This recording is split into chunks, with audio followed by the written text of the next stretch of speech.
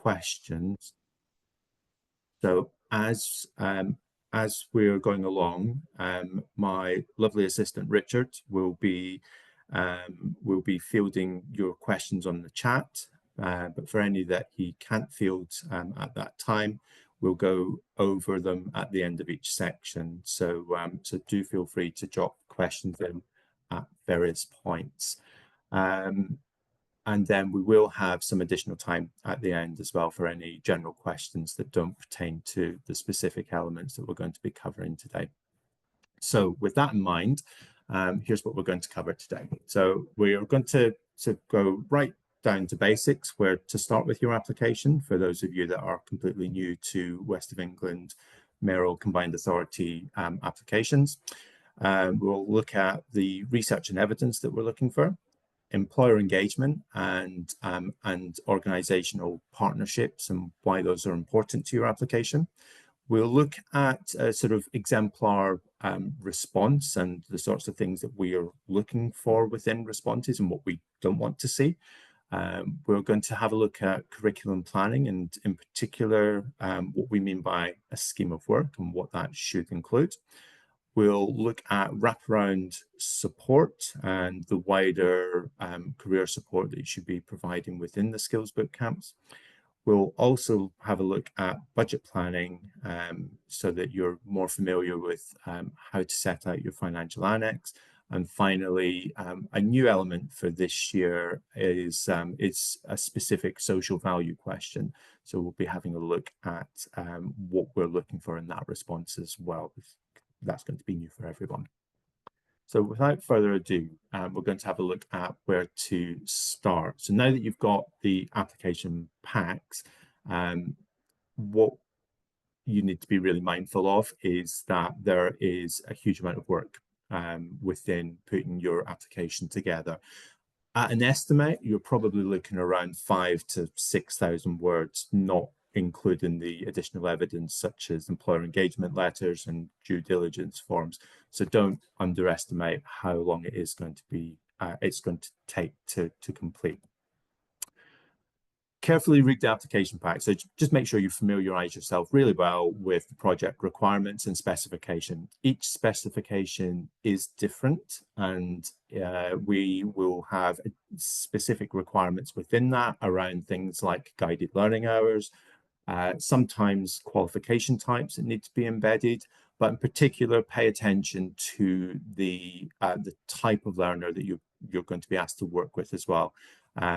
Sometimes you'll be able to work with multiple learners, including independent unemployed learners and co-funded learners. Other times we'll be specifically asking you to work with co-funded learners who are already in jobs and are looking to upskill. So make sure you really familiarize yourself with those specific requirements. Check that you're eligible. Any provider that puts an application in must pass stage 1 for their whole application to be considered.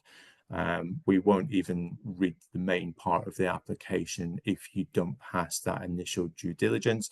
That will include things like having 3 years of accounts provided to us, having a UK PRN number. So for those that are unfamiliar with that, that's your provider reference number for the UK Register of Learning Providers. And yeah, so do make sure that you've sort of passed all that eligibility before you submit your application. Do your research and gather evidence. This is something that does take a bit longer. We're going to look at this in detail this morning, so I won't go too much into that at the moment, but it's important to make sure that you are really giving us a narrative behind the skills gap that you plan to fill and what the employer need is that's driving that as well. Building partnerships, it's going to be a key theme this morning, employer engagement, but there are wider partnerships that you can utilize, and we'll have a look at that as well.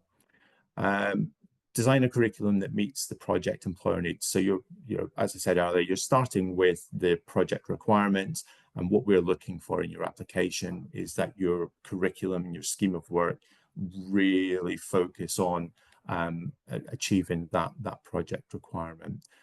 Make sure that you're sharing it with employers. Again, we'll look at that in more detail, but your curriculum should be built in collaboration with employer partners as well.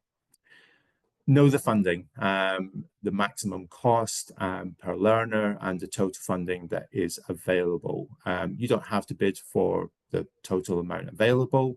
Obviously, work within the functionality of your provision and what you can achieve.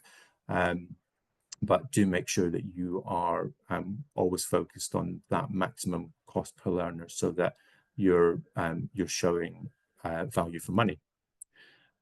Create a detailed budget, and we'll have a look at what goes into the financial annex later, but you'll need to familiarize yourself with eligible funding. You will find on the financial annex there is a tab which gives you some guidance, and within that guidance there is a list of what is funding, what is eligible for funding, and what is ineligible for funding. We will look at that in more detail as well today. Gather supporting documentation. So fairly early on, make sure you begin gathering things like your letters of support through the employer engagement templates, any data that's going to support your application, and then the additional appendices around due diligence and accounts and so on as well. Use our help. We are friendly, and we do know the program really well. Anything that we can't answer straight away, we are very good at and going off and getting responses to you quickly. So do use our help. Come along to any events that are going on. And again, if there's anything that you do miss out on, we do record the webinars and so on. So they'll always be available if you miss out. The final thing is to know the deadline. The deadline for your application for call 1 is 12 noon on Monday, the 7th of April. Anything beyond that, we won't accept, and that's purely from a fairness perspective. So what we're going to do is we're going to go into a number of elements, starting with research and evidence. As I go through research and evidence, feel free to drop any questions in that are specifically around research and evidence, and we'll pause at the end and go through those questions before we move on to the next element. So we're going to cover what to research and where to find the evidence. And what we want to see is that there is a clear skills need that you've identified, that you've worked with employers to understand, and then later on you'll create the curriculum to meet that skills gap. So to gather that research around specific skills gaps, you should refer to data, any local plans, and I'll cover that in a moment. Research papers that support the need for your proposed course, and you should try to highlight the key information and make the link between the research and your proposed curriculum and employer need really clear. So thinking about those local employer needs, you need to be meeting and collaborating with local employers, building those partnerships to establish the current and emerging skills needs as well. We do want to see that you are thinking about the future and where industries and sectors are going and what skills gaps are emerging as a result of changes in the industry or technological advances or whatever it might be. So try to link this to wider evidence. Where to find your evidence? So there are a number of areas where you can look for evidence, and you can draw on that evidence within your application as well. We will show you how to do that. This can include the local skills and employment plan, which you can find on the West of England Combined Authority website. Local industry sector strategies and policies. Labour market intelligence, which gives you more information about current needs and job vacancy types and numbers and so on. You can utilize Office for National Statistics. Just be aware that some of the information on there can sometimes be out of date, so make sure that you're using the most recent statistics available. You can, of course, complete your own independent research and refer to that as well. That can be done through things like industry networking events and engaging with a variety of employers. So in terms of presenting that evidence to us, try to be concise. You don't need to, and you'll see within the applications that there are word limits. So you don't have a huge number of words to be able to give us every bit of evidence. So try to be concise and provide us with links to show us that evidence, but also to cut down on your use of words. You can include tables, charts, and graphs as well to support any points that you want to make. Richard, are there any questions around research and evidence? None at the moment. None here. Okay, well, I'll plow on to employer engagement, but again, if there are any sudden questions as we go through, pop them in the chat, and we'll come to it at the end. So employer engagement and partner organizations then. So key to Skills Bootcamps is that they are employer led. So we are looking for evidence of key employer engagement, that you've been working with employers to establish need. There are particular lots that will specifically need this requirement as well, where you will be working closely with organizations to support co-funded learners. So we're looking for you establishing those strong working relationships. Key to that is going to be the employer engagement letter template. That's something that is new for this year. In the past, we have asked you to include evidence of employer engagement through emails and letters and so on. But what we found was that there was sometimes we were getting very strong evidence, and other times it wasn't great, and it wasn't really giving us what we needed, despite it being a good Skills Bootcamp application otherwise.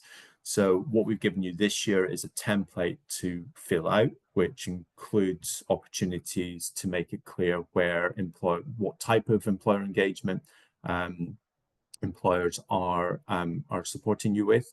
And additionally, it provides space for a bit of narrative around that support as well, and we'll come on to that. So within that template, we cover general support. So that is simply that the employer is supporting the need for this particular skill that's being taught by you within the region. That they're supporting the design. Now, this is something that we do expect to see somewhere. So you will have at least one employer engagement letter that shows that an employer has been supporting the design of the curriculum. And that's to give us confidence that it is meeting regional employer needs. Delivery. So employers can be, and it is to be encouraged that employers are involved in the delivery of the Skills Bootcamps as well. That can be through teaching entire sessions, or simply coming along as guest speakers. Work placements. So these are a fantastic way to ensure that learners are, particularly unemployed learners and independent learners, are learning the skills that are required to easily transfer into the workplace upon completion of the Skills Bootcamp. So if you have employers that are engaging in work placements, there is a space on the template to show that. Interviews. We do look that we do look for interviews to be provided by employers that are engaged with the courses. This is something that is a requirement for particular types of skills bootcamps where you're going to be working with independent unemployed learners.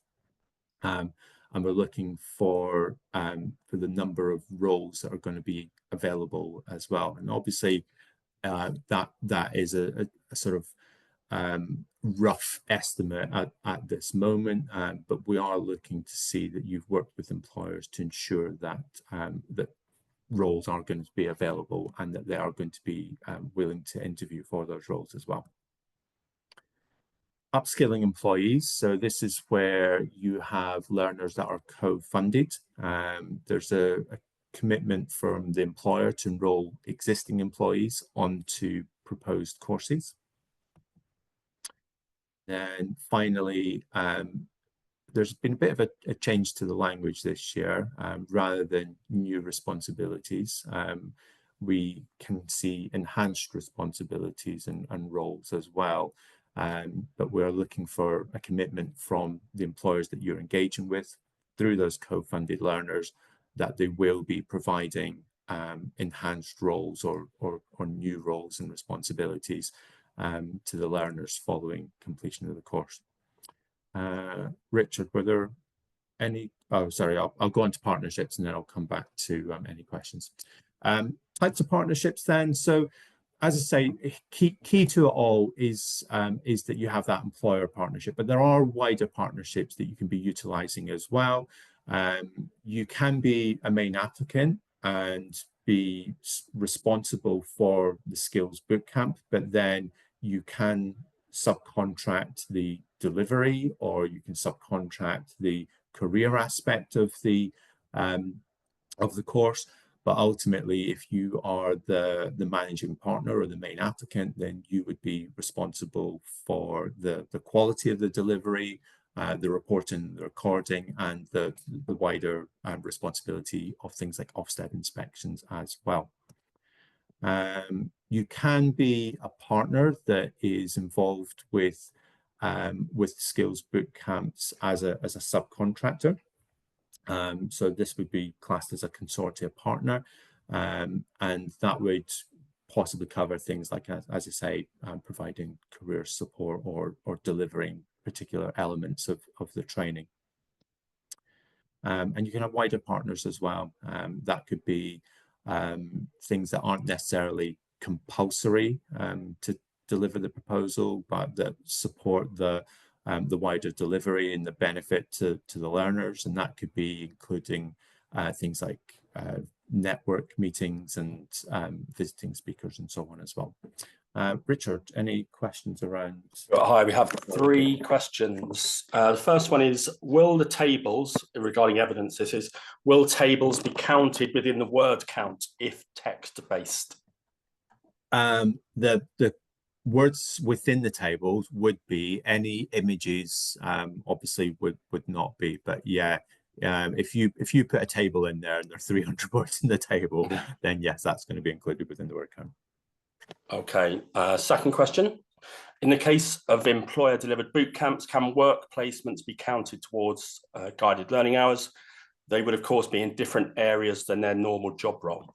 Yeah, so that's a really good question, and it's a complex answer, unfortunately. So yes, they can be included with guided learning hours. However, the key point there is guided. We would expect that opportunity, that learning opportunity, to be guided and to see evidence that it's been guided. So you, as the main applicant, have a responsibility to ensure that any work experience or work placement is beneficial to the learner, and part of that would be, for example, that the learner is getting feedback on the work that they are doing within that placement, or that they're being provided with targets, things to improve on, and so on. So even something like utilizing an action plan, if you're going to be using work experience or work placement, would show us that has been a guided learning opportunity, that they haven't just gone off and done it and not had an opportunity to reflect on it, or to sort of get any feedback that leads to improvement and actions going forward. Fabulous, thank you. And the last one at the moment is, in the case of the AI lot, is it a requirement that as a training provider, we partner with employers who guarantee that they will be providing interviews for the learners following the bootcamp? That's one that I need to check and come back to you on.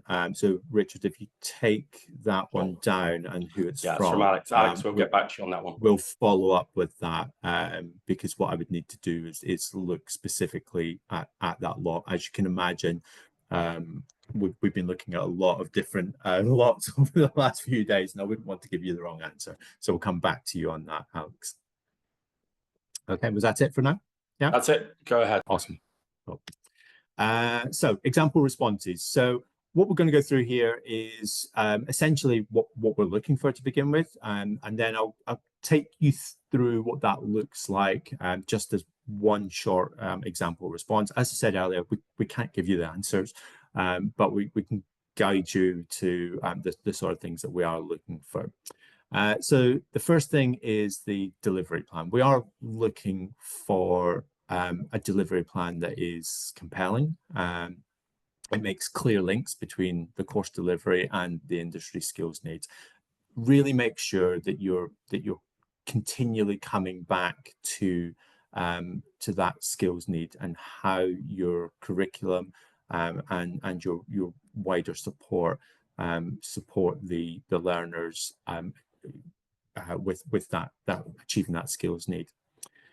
Partnerships. So as we said earlier, and you'll keep hearing, and I'm sorry to sound like such a stuck record, employer engagement is absolutely key within these partnerships, but where you use wider partnerships as well, just make sure you're making it really clear how that benefits the program. Skills gaps. So make sure that you're clearly defining those skills gaps. Try to make them as specific as you possibly can. Make sure that they are supported with evidence by employers or wider research and data as well. Thinking about the wider benefits, there is a social value question this year, but we're also looking at how your Skills Bootcamp delivers wider regional benefits, and that can include environmental benefits as well to the region. Wraparound support is a really important one, particularly where you're working with independent learners. We're looking to see what career education information, advice and guidance you're providing, and key to that, and we'll come on to it later, is making sure that starts early, that it's not something that is an afterthought, and that's something that will certainly support the score in your application. Mitigating risks. Of course, we want to ensure that that your plans for your skills bootcamps have been well considered.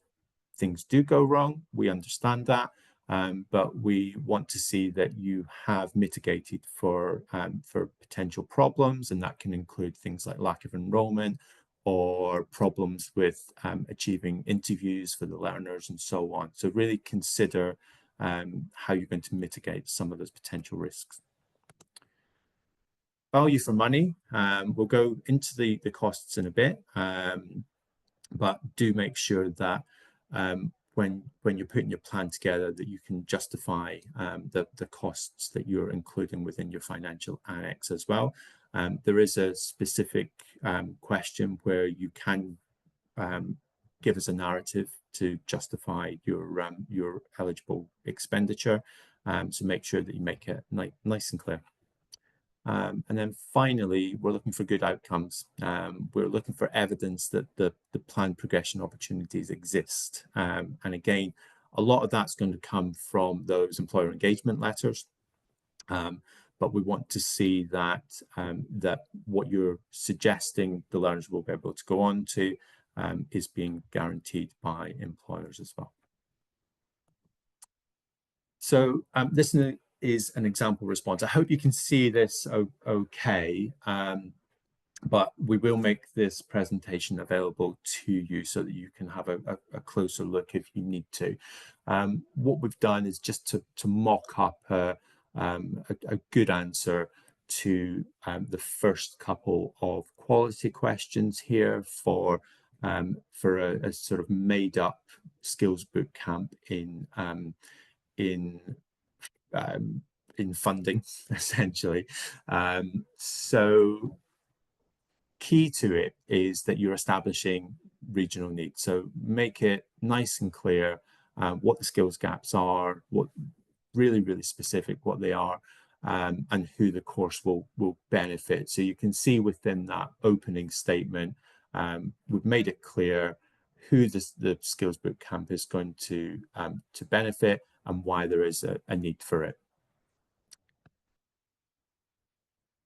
Evidence. So you can see that within this, we've tried to draw on evidence. So if we're making a statement, and this might give you some PTSD from your university days, don't make a statement without being able to back it up. So if you are making a statement about X number of jobs being available in the region, then evidence that, show us that. And that can be through the employer engagement letters, or it can be through research and evidence that you've done through LMI data and so on. But you can utilize links to help us identify that.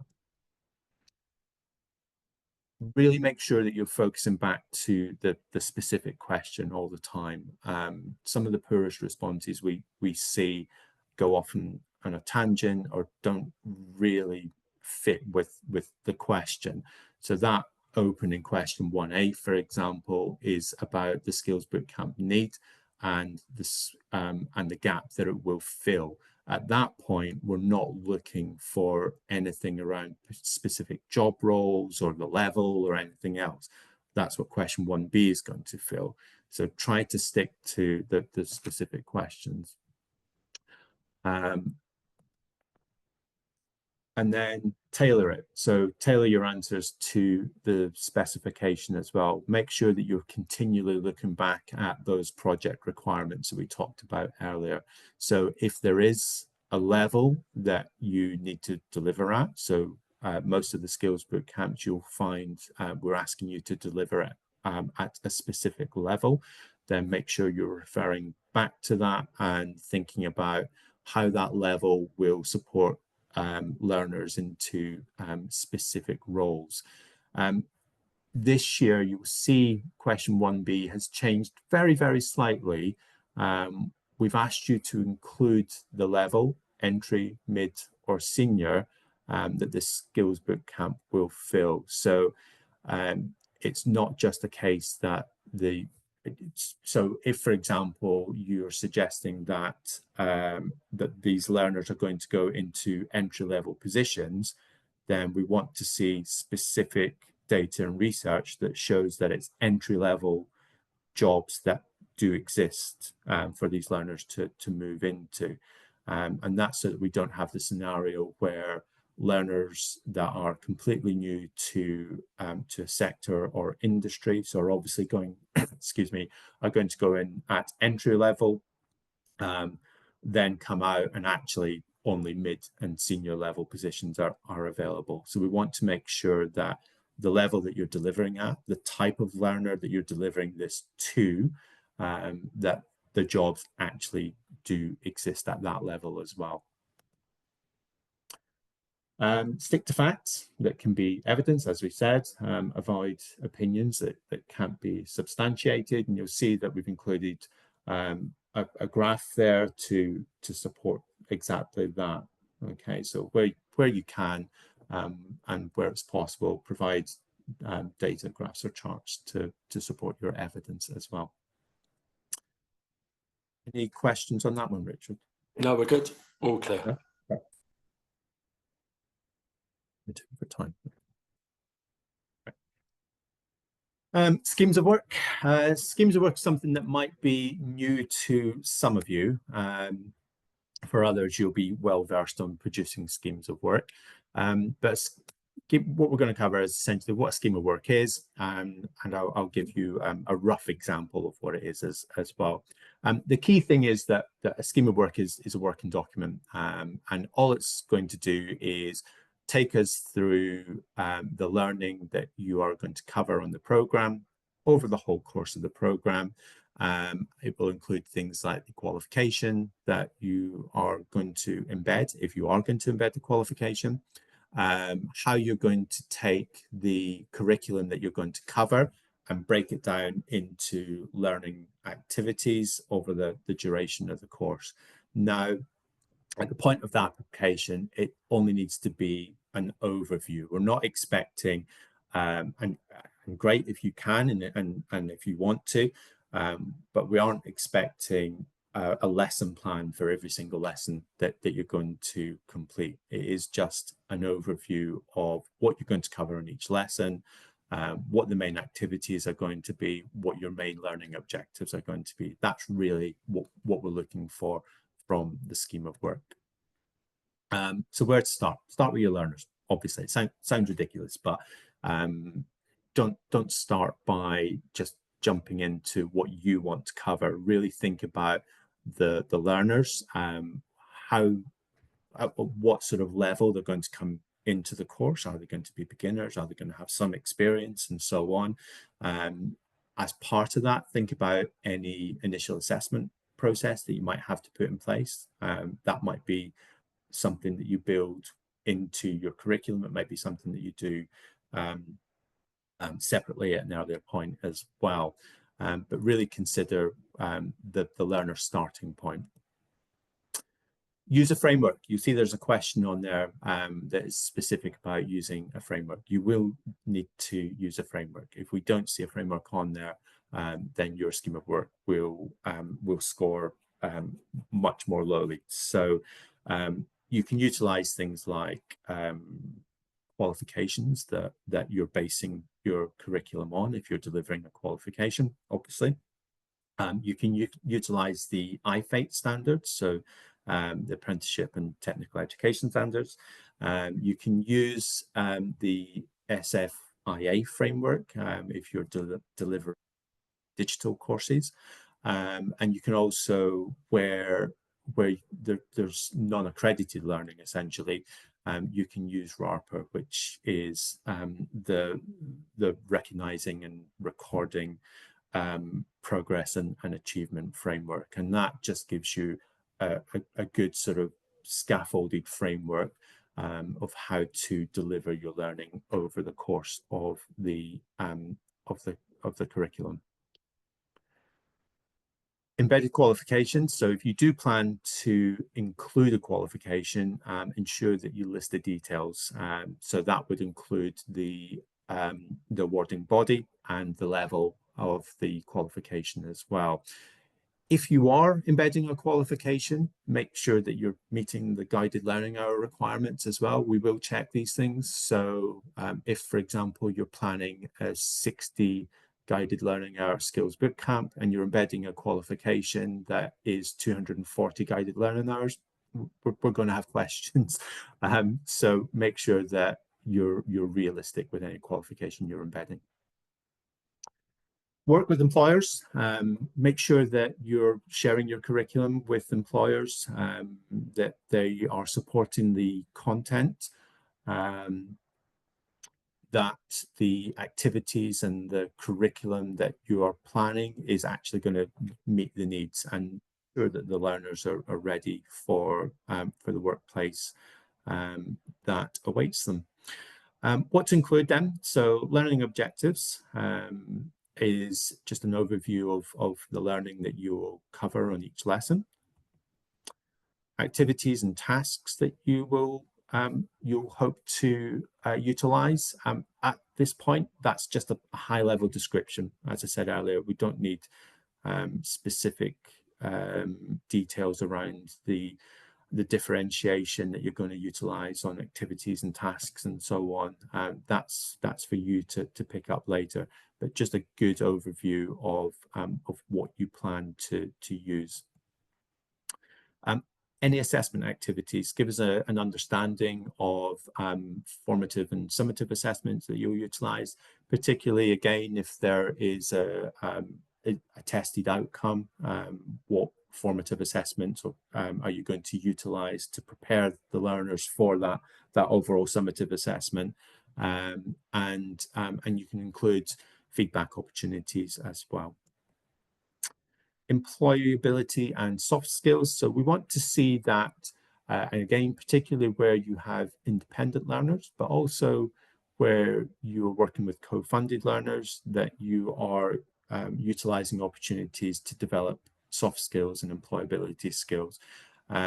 Where you have independent learners, we're looking within your curriculum for careers education guidance throughout the course, and that can be including things like CV writing and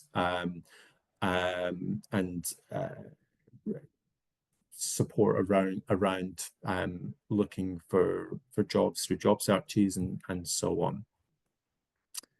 And then resources, you can include a list of resources in there as well.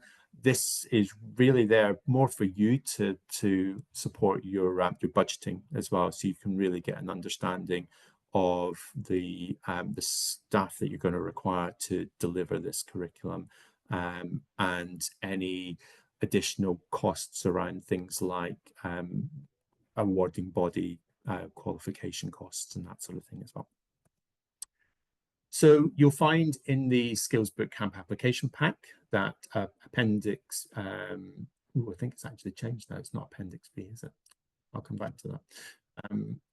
That there is a curriculum plan, and the curriculum plan will include the course details, as we've just gone through, and it will also give you space. You'll see there are 16 weeks on there. You don't have to obviously deliver over 16 weeks, but 16 weeks is the maximum. So with your scheme of work, one of the questions we get all the time is, can you use your own version? Yeah, absolutely you can.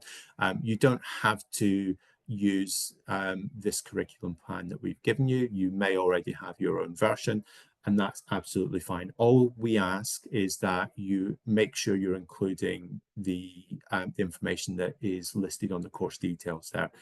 So please make sure that if you are providing your own scheme of work or curriculum plan, then include things like the aligned framework, guided learning hours, and level. What's an aligned framework? Well, we've kind of briefly covered that already. Essentially, we're looking to make sure that you're aligning it with occupational standards. And as I said earlier, that might be through IFE or RARPA or SFIA. If that's something that you're unsure about, do come to us and we'll point you in the right direction. What are guided learning hours? This is the question that I probably field the most during the application stage, and even at points during delivery as well, with providers coming to us and saying, can this be counted as a guided learning hour? In fact, we've already had one of those questions today. There are essentially guided learning hours are face-to-face delivery opportunities. That can be in person, it can be online, or it can be a mixture of those, what we would class as hybrid. But it has to be the opportunity and the guided learning with the learner that is face-to-face. So anything that doesn't fit that is classed as a non-guided learning hour. We can provide much more detail around that, but I won't bore you too much with it. Essentially, if you make sure that you're sticking to opportunities where the learner is face-to-face with someone, and learning is being delivered that is supported, then you're good. Can we make changes to the scheme of work later? Yeah, of course you can.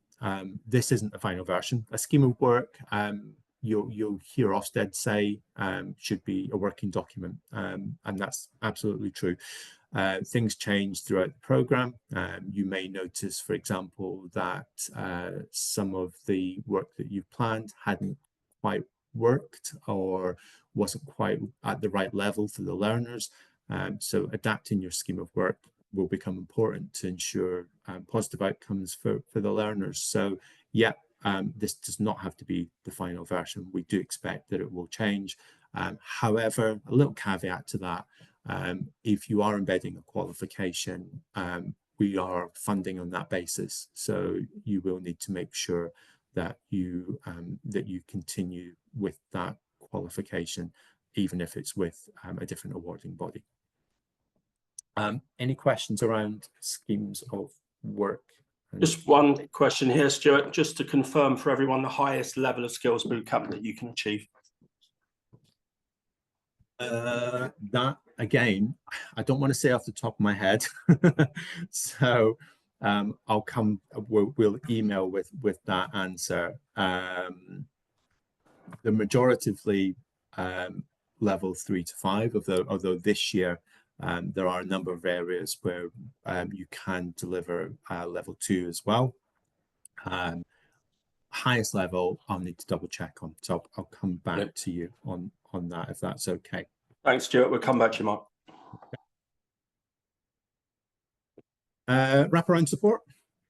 So as part of your Skills Bootcamp, we expect to see wraparound support. That can include careers guidance and wider soft skills, including English and maths as well, that are important for the learner progressing into the workplace.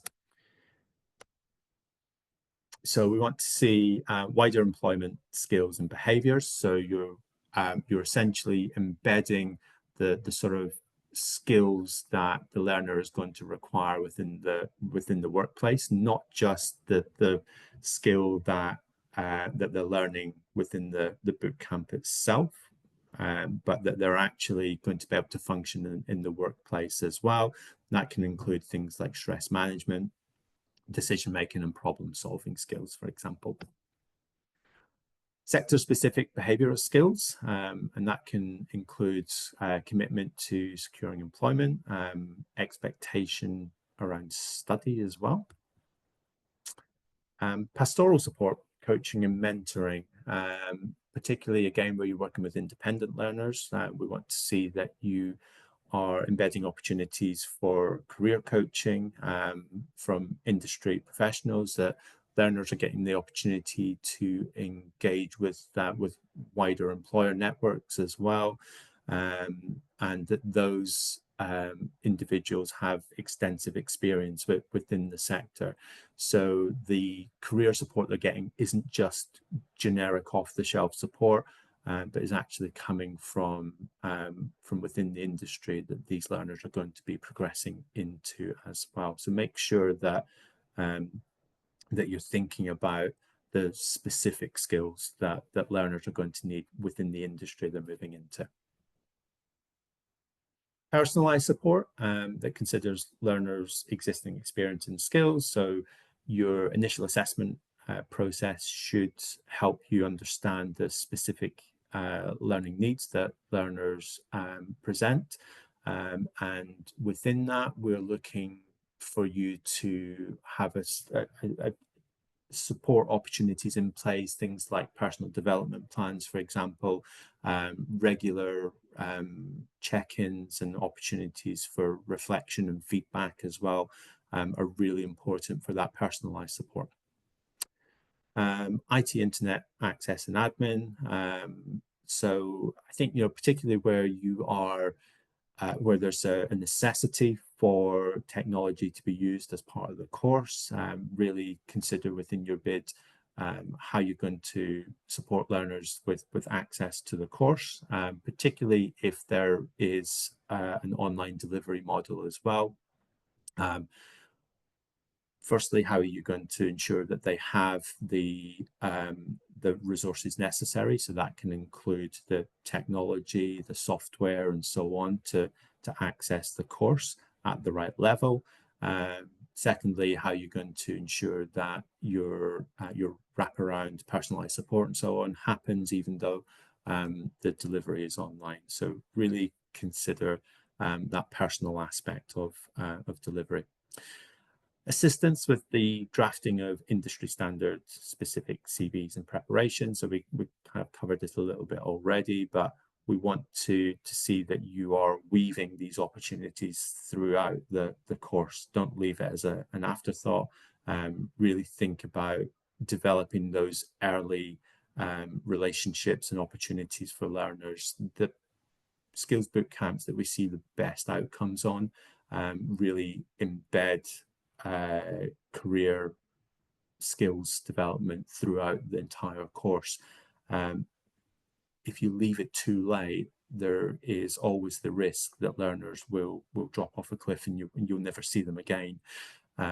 It's partly about relationship building, putting that in place early on, that learners can see that you are responsive to them getting employment, that you are supporting them with that journey.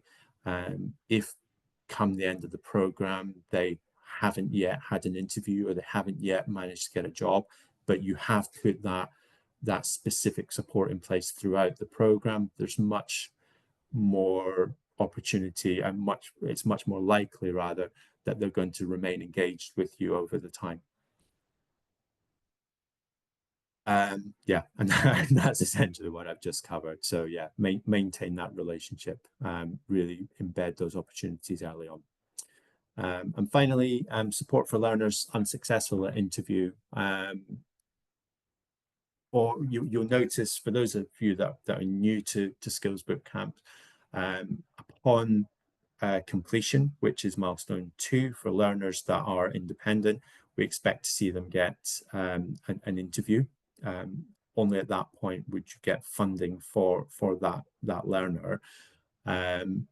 But in order to get funding at milestone 3, that learner will need to be successful at interview. So it's important that for your funding, but obviously specifically for the learner's outcome, that they are continually supported until the point at which they're in employment. Any questions around that, Rich? No, none here. You're good to crack on, Stuart, after a drink of water. Okay, excellent.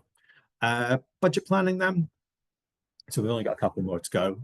Budget planning. So financial planning for your skills bootcamp. So you'll see that there is a financial annex that you will need to complete. This is to support our understanding around the value for money of your skills bootcamp. You will need to complete a separate financial annex for each specific skills bootcamp pathway that you create as well.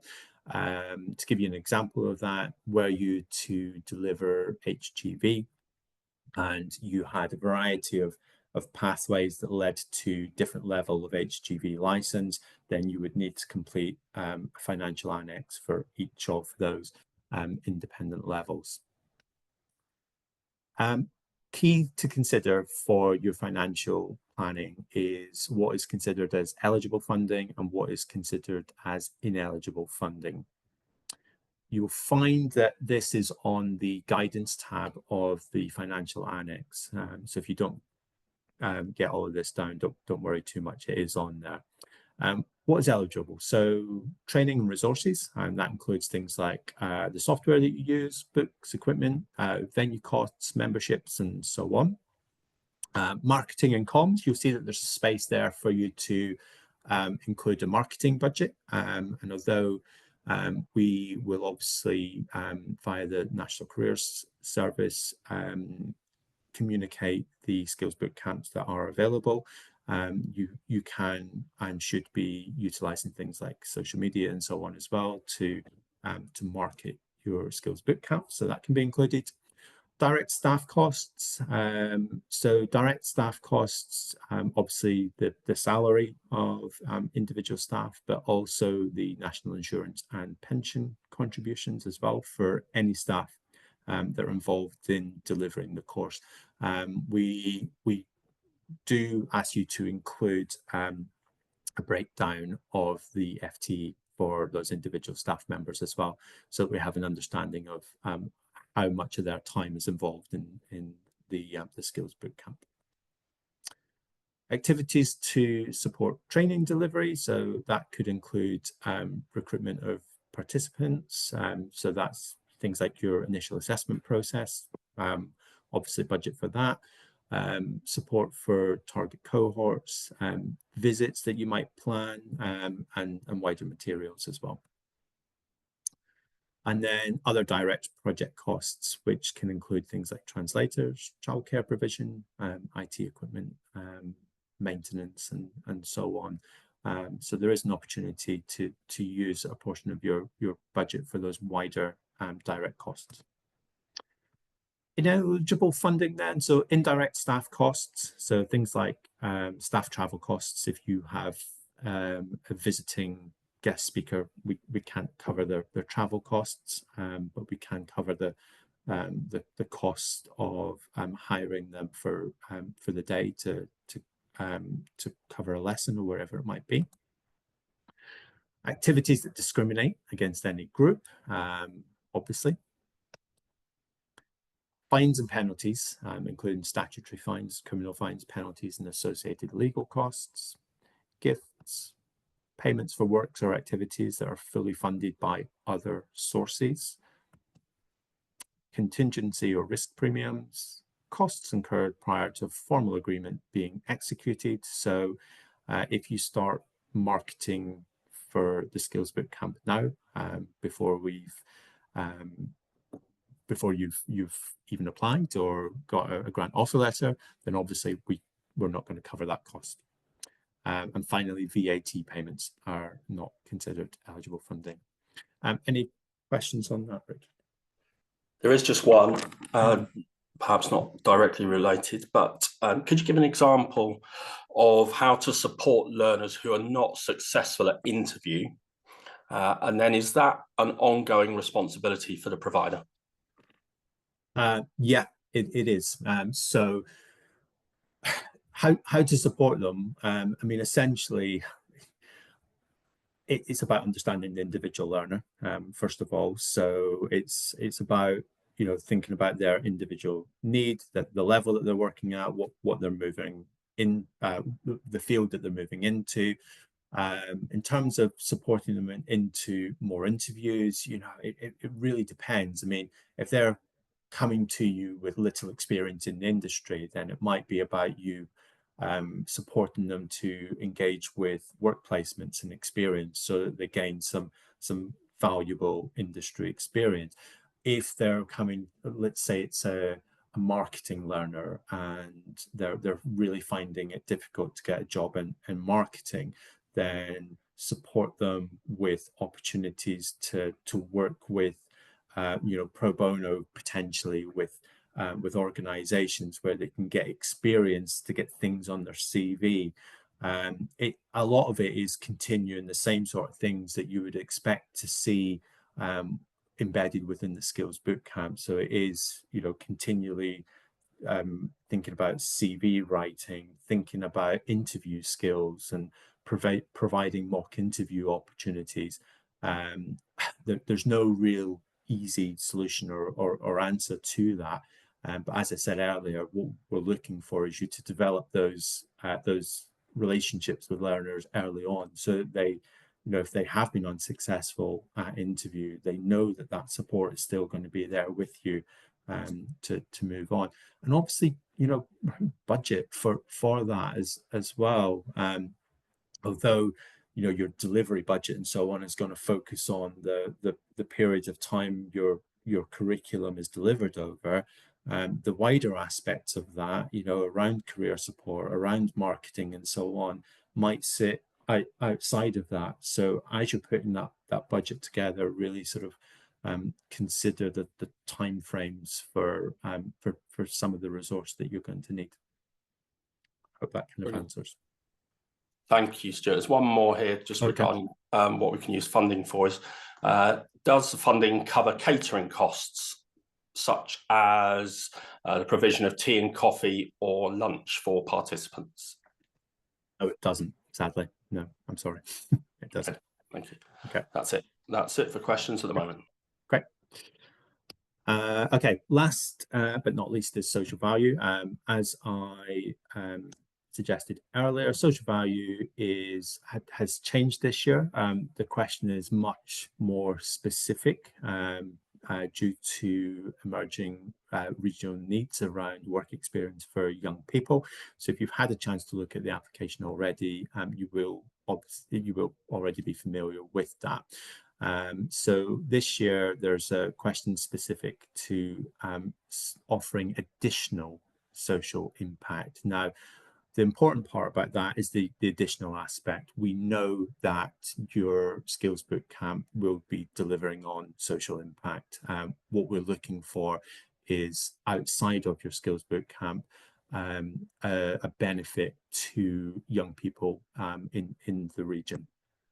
So it's essentially a commitment to collaborate with the Careers Hub. I would suggest that if you have any questions around this or you need support with it, that you utilize the resource at Careers Hub. They will more than happily field questions and better field questions than myself or Richard can around what these this provision needs to include, what funding is available, and so on around it as well. So social value refers to any additional social impact that you'll deliver directly owing to this funding. And it's, as I said, beyond the social value impacts of the funding itself, so beyond the Skills Bootcamp. Please don't refer to any generic corporate social responsibility initiatives that you already have in place. If you already have a work experience program in place within the region, and it is important that it's within the geographical LEP, then absolutely you can utilize that. But it needs to be specific to two key areas that we'll cover in a moment. Proposals should be proportional to the overall contract value. So if your contract value is for £500,000, we're going to look for the proposal to be significantly greater than it would be for a proposal that's worth £30,000. So just bear that in mind. You're required to work with the West of England Careers Hub, as I said, and to offer additional experiences of the workplace for secondary age school or college students in the West of England region. So that's what this specific additional social impact is pertaining to. You can deliver on one of the two following activities. So either offering and arranging individual work experience placements for students aged 14 to 18 for 3 to 5 days, or offering group experiences of the workplace, usually a day, for students aged 11 to 16 years. So the social value question is asking you to deliver on one of those two activities specifically. You can provide these activities in your own workplace or in that of an employer partner. We understand that the workplace for some of our providers is not going to be particularly relevant to young people's work experience opportunities. However, you are all going to be engaging significantly with employers in the region. So it would then be about working with employer partners to develop work experience opportunities with employer partners. Opportunities will need to include certain activities, including personalized learning objectives and feedback. And you'll see that there's a list of those activities on the application. As I said earlier, support is available from the Careers Hub. There are contact details for the Careers Hub on the application as well. Please do use them. They will be able to help you with any questions that you might have around this wider social impact question. Okay, and that's it. We've covered everything. Any final questions from anyone? None on the. Oh, hold on. One's just come on. We've got a few coming in. Right. Here we go. Let's go through these. Regarding stage 1 eligibility, as a small independent business, we do not have a CFO. Who should we provide the letter? A director. Also, what if the company was incorporated less than 3 years ago, so cannot provide 3 years of accounts? Does that make them ineligible to bid?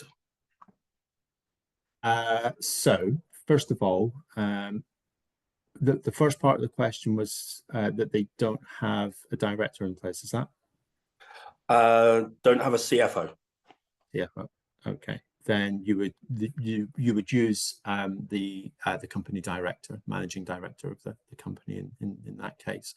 If you don't have a chief financial officer, so whoever is responsible for your finance, if that is the managing director, then that's who that would use.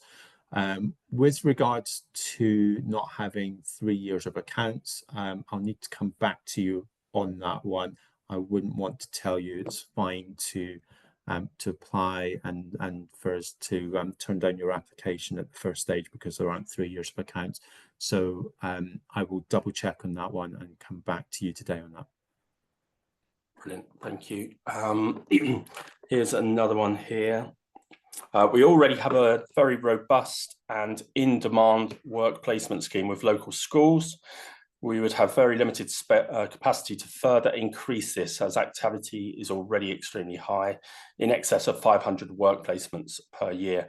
Would we still be expected to expand on this? If that's within the region, then no.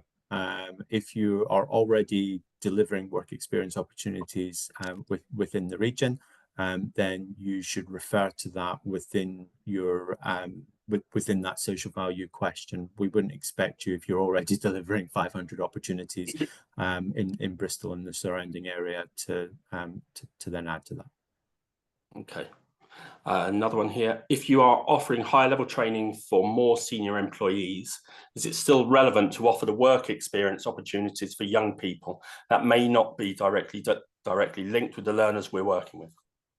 Yeah, it is. So this, I mean, it's important to say that that this social value question is one question amongst all of the wider application questions. It is 10% of the overall scoring that can be achieved, and so ultimately, if you can't do it, then we wouldn't not progress your application.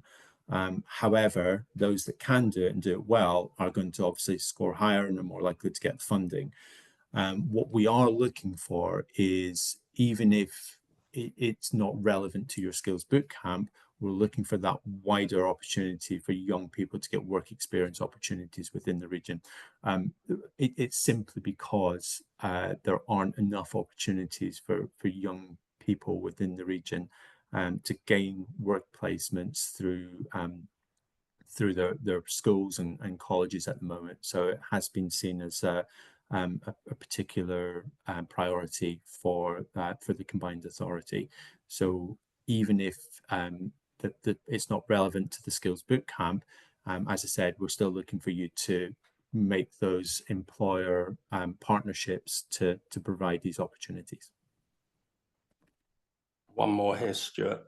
How can we guarantee employers will offer workplace opportunities? Work placement opportunities or interviews? Samantha, could you let us know what you're thinking now? Let's see if Samantha replies. It's all right. Here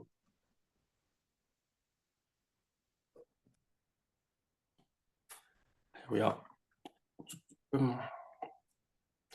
In social responsibility. Oh, okay. So how was the question? How can you guarantee that employers will offer workplace opportunities? So it's through the employer. Well, it's through the social value question. We're asking for a commitment from the employer, essentially it's going to be up to you to ensure that that happens as the main applicant for the Skills Bootcamp. How that is going to be monitored is something that we're still deciding on as a combined authority, and we'll obviously give you more information about that as soon as that decision is made. But ultimately, as the main applicant, it would be you that's responsible for ensuring that those work placement opportunities are made available.